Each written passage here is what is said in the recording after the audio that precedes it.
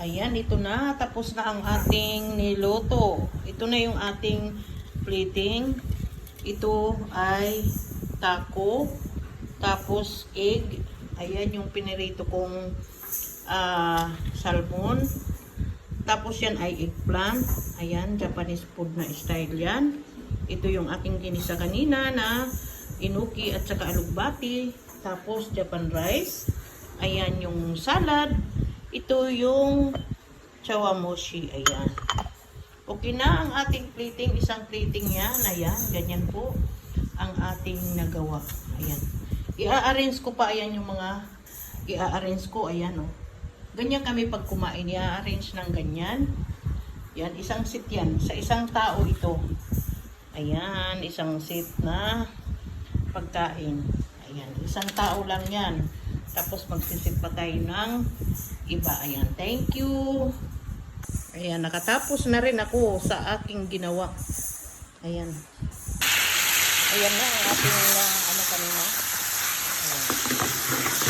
Ayan. Mamaya ulit. Ayan. Nilagyan na natin ng wakame, carrots, at saka enoki. Ayan. Lalagyan natin ng sabaw yan, tapos iboboil. Ganyan. Ipapakita ko sa inyo mamaya. Ito naman ang ating isa na naluto. Ayan. I-arrange din natin yan mamaya. Ito ay eggplant. Ayan. Naluto na ito. Ganyan po. Ayan, ganyan po yan. Lagyan natin ng hipon isa-isa.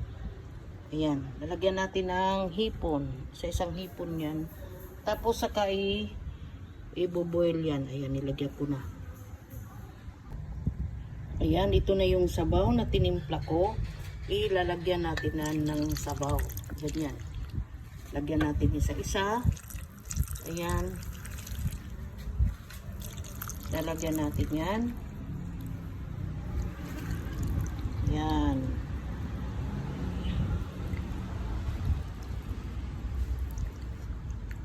Ayan, okay na. Puno na sila ng sabaw. Ngayon, tatakpan natin. Ganyan, isa-isa tatakpan natin. Ayan.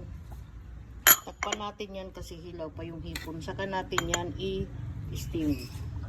Ayan, nakalagay na sa steamer. Maliit lang yung steamer natin, kaya 3 lang yung kasya. I-steam yan. Ayan, takpan natin. Saka natin sindihan ang apoy. Ayan.